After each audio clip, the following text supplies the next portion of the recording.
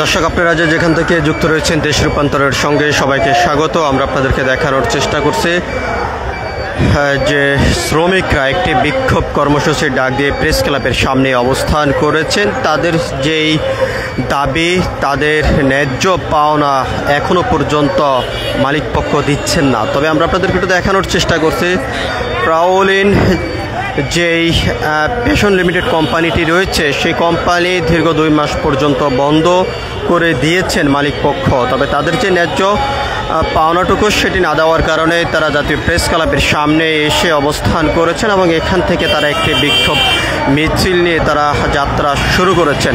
আমরা আপনাদেরকে সেই চিত্রটি সরাসরি দেখানোর চেষ্টা করছি। যদি এখান থেকে শ্রমিকরা যেমনটি জানিয়েছেন তাদের যে বকেয়া বেতন সেটি পরিশোধ করে দিয়েছেন, এর বাহিরে তাদের যে বিভিন্ন ভাতা এবং যে অন্যান্য যে সুযোগ সুবিধার যে অধিকারটুকু সেটি কিন্তু তারা এখনও পর্যন্ত বুঝে পাননি, যার কারণে তারা এই বিক্ষোভ কর্মসূচিটি ডাক দিয়েছেন এবং বিক্ষোভ কর্মসূচিটিকে ঘিরেই পাওলিং পেশন লিমিটেড কোম্পানির শ্রমিকরা জাতীয় প্রেস ক্লাবের সামনে এসে অবস্থান করে একটি বিক্ষোভ মিছিল নিয়ে তারা যাত্রা শুরু করেছেন। আমরা আপনাদেরকে সেই চিত্রটি সরাসরি দেখানোর চেষ্টা করছি।